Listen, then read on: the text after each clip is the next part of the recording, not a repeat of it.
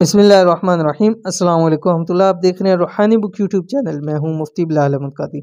आज की वीडियो रूहानी बुक व्यूवर्स के लिए बहुत ही ज़्यादा ख़ास होने वाली है, क्योंकि इसमें वो अमल आप अलैहिस्सलाम का शेयर करने जा रहा हूँ कि जो अमल इस वक्त हर एक शख्स की ज़रूरी है। हर एक शख्स चाहता है कि उसको बेहतरीन रिज़्क़ अता हो।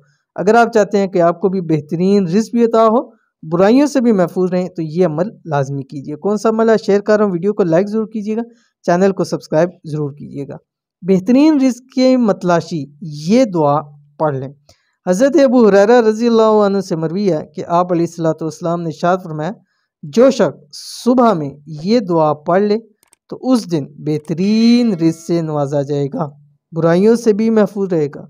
और जो शाम को पढ़ ले इसको रात को बेहतरीन रिज़्क़ से नवाजा जाएगा और बुराइयों से महफूज रहेगा।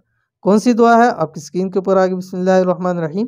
माशा अल्लाहु ला हौला वला कुव्वता इल्ला बिल्लाह अशहदु अन्नल्लाह अला कुल्ली शैइन कदीर। ठीक है, तर्जुमा इसका सुनिए, बहुत ही प्यारा तर्जुमा।